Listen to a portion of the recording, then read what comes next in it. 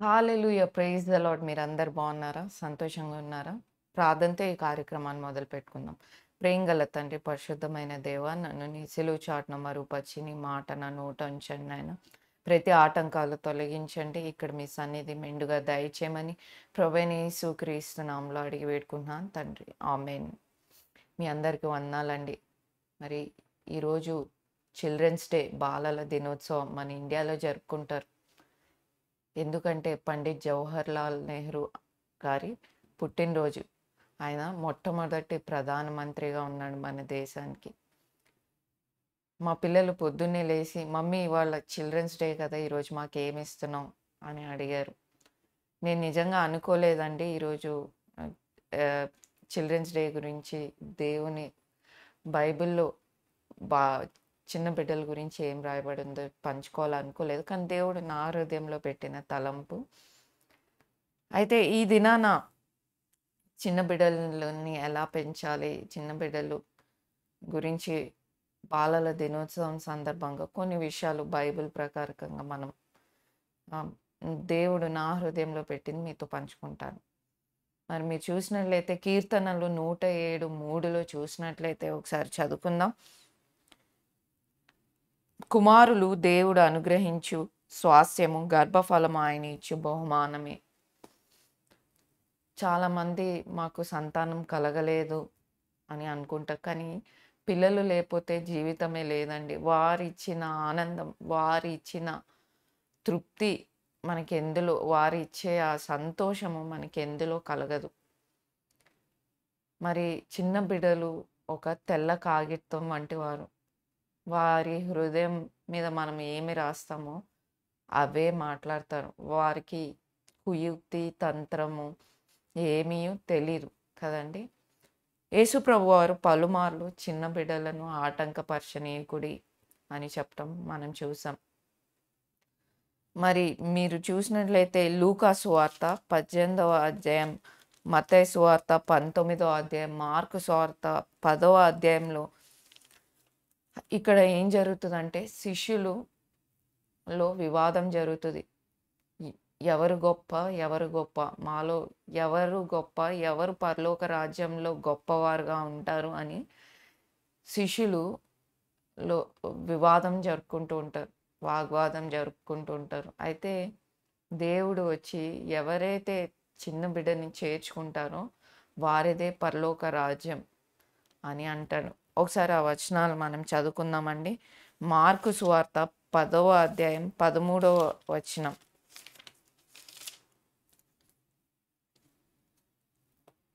తమ చిన్న బిడ్డలను ముట్టవలెనని కొందరు ఆయన యొద్దకు వారిని తీసుకొని వచ్చిరి. అయితే శిష్యులు వారిని తీసుకొచ్చిన వారిని గద్దించిరి. యేసు అది చూచి కోపపడి, చిన్న బిడ్డలు నా యొద్దకు రానీయుడి, వారిని ఆటంకపరచవద్దు. దేవుని రాజ్యము ఇలాంటి వారిదే.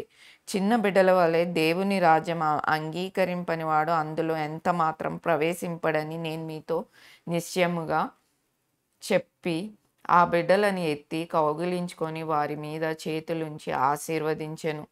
మరి పలుమార్లు ఈ యొక్క రిఫరెన్స్ మనం చూడవచ్చు. చిన్న బిడ్డలను ఆటంకపరచనీయకుడి. చిన్న బిడ్డలు దేవుని రాజ్యం అటువంటి వారిదే.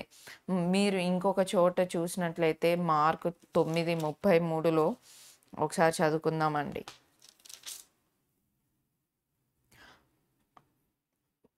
వారు ఎవడు గొప్పవాడని మార్గంన ఒకనితో ఒకడు వాదించిరి గనుక ఆయన ఇంట ఉన్నప్పుడు మార్గంన మీరు ఒకరితో ఒకరు దేనిని గురించి వాదించుచుంటిరి అని వారిని అడగగా వారు ఊరకుండిరి. అప్పుడు ఆయన కూర్చుండి 12 మందిని పిలిచి, ఎవడైనను మొదటివాడై ఉండగోరిన ఎడల వాడు అందరిలో కడపటివారుగా అందరికి పరిచారకుడై ఉండవలెను. ఒక చిన్న బిడ్డని తీసుకొని వారి మధ్య నిలబెట్టి వానిని ఎత్తి కౌగిలించుకొని, ఇట్టి చిన్న బిడ్డ ఒకనిని నా పేరట చేర్చుకొనువాడు నన్ను చేర్చుకొనువాడు నన్ను గాక నన్ను పంపిన వాడిని చేర్చుకొనని వారితో చెప్పెను. ఇక్కడ చూసినట్లయితే శిష్యులలో వివాదం అవుతా ఉంది. ఎవరు గొప్ప? ఎవరు గొప్ప? పరలోక రాజ్యంలో ఎవరు గొప్పవారుగా ఉంటారన్నప్పుడు దేవుడంటే ఎవరు గొప్పవారుగా ఉండాలనుకో వారు ఒక పరిచారకుడుగా ఉండాలి అని చెప్తాడు. రెండవదిగా ఎవరైతే ఒక చిన్న బిడ్డని ఎత్తుకొని ఇటువంటి బిడ్డని చేర్చుకుంటారో అటువంటి వారు గొప్ప అంటాను. అంతేకాదు పరలోక రాజ్యము చిన్న బిడ్డల వంటిది. చిన్న బిడ్డలు వంటి వారే పరలోక రాజ్యానికి చేరగలుగుతారు. అంటే ఏంటి? చిన్న బిడ్డలు చెప్పాను గదండీ! ఒక తెల్ల కాగితం. అమ్మ అబద్ధాలాడితే బిడ్డలు అబద్ధాలాడతారు. అమ్మ ప్రార్థన పర్రాలు కాకపోతే బిడ్డలు ప్రార్థన అమ్మ టీవీ సీరియల్స్ అమ్మ గాని, నాన్న గాని సినిమాలు పిచ్చయితే బిడ్డలు అదే నేర్చుకుంటారు. లేకపోతే నాన్న చెడ్డ మాటలు, బూతు మాటలు మాట్లాడేవాడు అంటే బిడ్డలు అవే నేర్చుకుంటారు. వారు ఒక తెల్ల కాగితం వంటి వారు. మరి వాటి మీద మనం ఏం రాస్తామో, మనం ఏంటో వారు అదే చేస్తారు. చాలా సార్లు మనము చేసే తప్పులు చేస్తూనే ఉంటాం. కానీ వారిని సరి చేస్తాం. "నువ్వు అలాగుండు, నువ్వు ఇలాగుండు, ఇలా చేయి" అంటే కొంతమంది చిన్న పిల్లలు చాలా తెలివిగా ఉంటారు. "అమ్మ నువ్వు చేయట్లేదుగా, నువ్వే సెల్ ఫోన్ చూసుకుంటున్నావు కదా! మరి నన్ను సెల్ ఫోన్ ఎందుకు చూడొద్దంటావు?" అని అడుగుతున్నారు. ఇప్పుడున్న జనరేషన్ పిల్లలు కదండీ! అయితే చిన్న బిడ్డలు వంటి వారే పరలోక రాజ్యానికి చేరుతారు. మరి శిష్యులలో పోటీతత్వం వచ్చింది. మరి ప్రభు దగ్గర నేను శబాష్ అనిపించుకోవాలి. నేను గొప్పవాడిగా ఉండాలి. నేను ఫస్ట్ ర్యాంక్ సంపాదించాలి. కానీ వారు వివాదంలో దేని గురించి మీరు కొట్లాడుతున్నారంటే దేవుడంటే ఎవరైతే పిల్లల మనస్సు ఇక్కడ చిన్న బిడ్డల వంటి వారిదే పరలోక రాజ్యం అనే దానికి అర్థం ఏంటంటే మనము పిల్లల మనస్సు కలిగి ఉండాలి. పిల్లలు చూడండి మన పిల్లలు మన కోపం వస్తే పాపం వారిని కొడతాము, తిడతాము. కానీ వారు కాసేపు అయ్యాక మళ్ళీ అన్నీ మర్చిపోతారు. అమ్మ, నాన్న అని కౌగిలించుకుంటారు కదండీ! వారి మనసులో ఏ కల్మషం ఉండదు. అలానే వారు ఏ కపటము వారిలో ఉండదు. ఎటువంటి కుయుక్తి, తంత్రం వారు కలిగి ఉండరు. మరి మీరు పరలోక రాజ్యానికి చేరాలంటే మనము అటువంటి మనస్సు కలిగి ఉండాలి. చిన్న పిల్లల మనసు కలిగి ఉండాలి. ఇంకొకటి ప్రభు ఎప్పుడు చిన్న బిడ్డలను తృణీకరించలేదు. వారిని ఆటంకపరచలేదు. కానీ అక్కడ ఆ కాలంలో తల్లులు బిడ్డలను ఎత్తుకొని వచ్చి దేవుడి దగ్గర ఆశీర్వాదాలు పొందాలని ఎత్తుకొని వచ్చినప్పుడు శిష్యులు వారిని గద్దిస్తారు. వెళ్ళండి ఇక్కడి నుంచి ప్రభువుకు అంత సమయం లేదని. కానీ దేవుడు వారందరిని పక్కన పెట్టి ఆ చిన్న బిడ్డల్ని ఎత్తుకొని కౌగిలించుకొని వారిని ఆశీర్వదించినట్టు మనం చూడగలుగుతాం.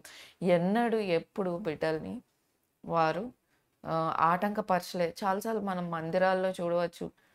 మా పిల్లోడు అల్లరి చేస్తున్నాడండి. అందుకే మందిరాన్ని తీసుకువెళ్ళట్లేదు అని చెప్తూ ఉంటారు. చాలామంది అలాగా మందిరాన్ని మానేసేవారు. మన బిడ్డలు మందిరంలో పెరగడం మనకెంతో గొప్ప ఆశీర్వాదం అనవచ్చు. మరి బాల్య దినములందే సృష్టికర్తను జ్ఞాపకం చేసుకొనుడి అని రాయబడి ఉంది.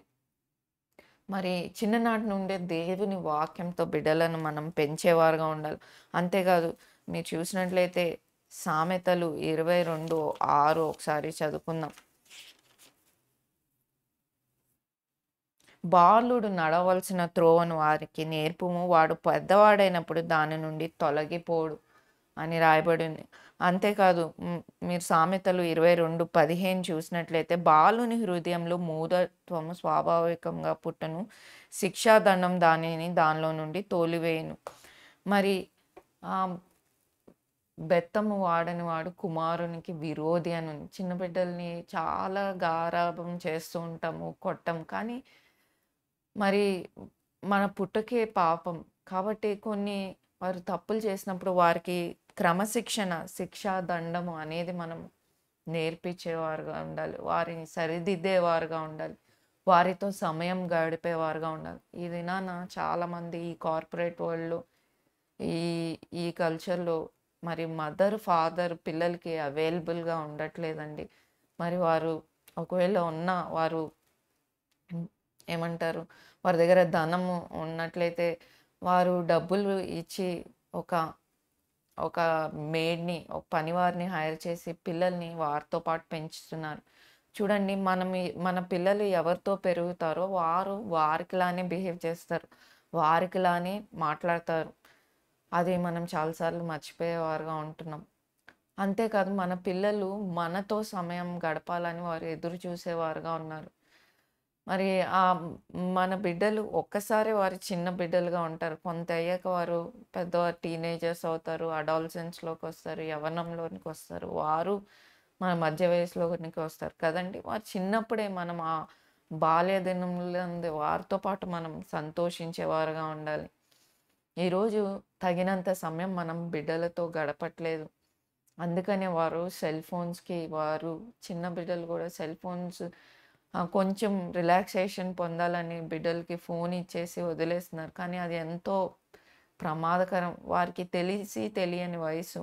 వారు ఈ రీల్స్‌కి అలానే సెల్ ఫోన్స్‌కి వారు అడిక్షన్ అయిపోతున్నారు.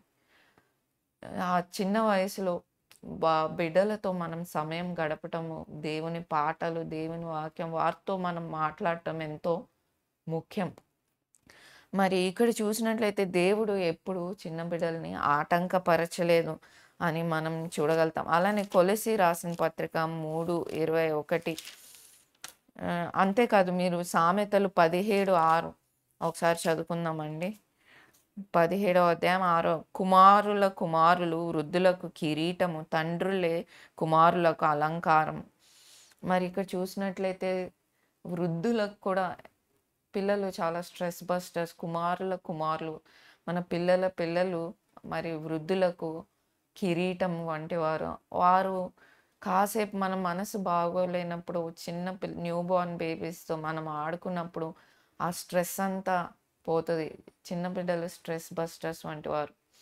చాలామంది భారంగా ఫీల్ అవుతారు పిల్లలతో ఆడుకోవడానికి, పిల్లలతో సమయం గడపటానికి. కొంతమందికి చాలా అల్లరి పిల్లలు ఉంటారు. పరిగెడుతూనే ఉంటారు. అలయక ఆడేవారుగా మరి వారిని బట్టి విసుక్కునేవారుగా ఉన్నారు. చాలామంది పనివారికి అప్పజెప్పేవారుగా ఉన్నారు బిడ్డలను. చూడండి మన దగ్గర ఉన్న విలువైనది మనము ఆహ్, ఒక బంగారాన్ని మన పనివారికి ఇస్తామా? కాదు కదా! మరి ఎందుకు అన్నిటికంటే విలువైనది మన బిడ్డలు. మన ఆస్తి మన బిడ్డలు. అటువంటి వారిని పనివారితో ఎందుకు పెంచుతాం? ఈరోజు మనల్ని మనం పరీక్షించుకోవాల్సిన సమయం. అయితే ఇక్కడ చూసినట్లయితే దేవుడు ఎప్పుడు చిన్న బిడ్డలను ఆటంకపరచలేదు. కాబట్టి మందిరాల్లో కూడా మనం ఎప్పుడు పిల్లలు అల్లరి చేస్తున్నారో వారిని క్రమశిక్షణ మందిరంలో పెట్టొచ్చు కానీ వారిని మీరు మీ పిల్లలు బాగా అల్లరి చేస్తున్నారు. మందిరానికి చాలా డిస్టర్బెన్స్ అవుతుంది అని అనకూడదు. దేవుడు దానిని ఎంత మాత్రం మెచ్చడు. అంతేకాదు మీరు చూసినట్లయితే పిల్లలను తప్పుదోవ పట్టించేవారు మెడకి తిరగట్రాయి వేసుకొని సముద్రంలో అంటే వారు అంత హీనులు ఎవరు ఉండరు అని దేవుని వాక్యం సెలవిస్తుంది. ఒకసారి ఆ వచనం కూడా చూద్దాం. మార్కు సువార్త మత్తయి సువార్త 19వ అధ్యాయం 13వ వచనం ఒకసారి చదువుకుందాం. మరి చిన్న బిడ్డల్ని మనము తప్పైన పనులు చేయడానికి ప్రేరేపింపకూడదు. అటువంటి వారికి శిక్ష ఉంటది అని దేవుని వాక్యం సెలవిస్తుంది. ఈరోజు మన బిడ్డలకు మనం ఏం నేర్పిస్తున్నాం? ఈరోజు మనం పరీక్షించుకోవాల్సిన సమయం. కాబట్టి ఈరోజు చిన్న పిల్లల ఆటంకపరచక వారిని నా యొద్దకు రానీయడి. మరి ఇక్కడ చూసినట్లయితే ఆహ్, ఆహ్, చిన్న బిడ్డల్ని ఎప్పుడు మనము ఆటంకపరచకూడదు. వారిని తప్పైన వాటిని ప్రేరేపించకూడదు అని రాయబడి ఉంది. మరి దేవుడు మనకిచ్చిన స్వాస్థ్యము, మనకిచ్చిన బహుమానం మన బిడ్డలు. కాబట్టి దేవుని భయభక్తుల్లో మన బిడ్డలను పెంచాలి. అంతేకాదు ఎఫెసీ పత్రిక 6:4 ఒకసారి చదువుకుందామండి. ఎఫెసీ పత్రిక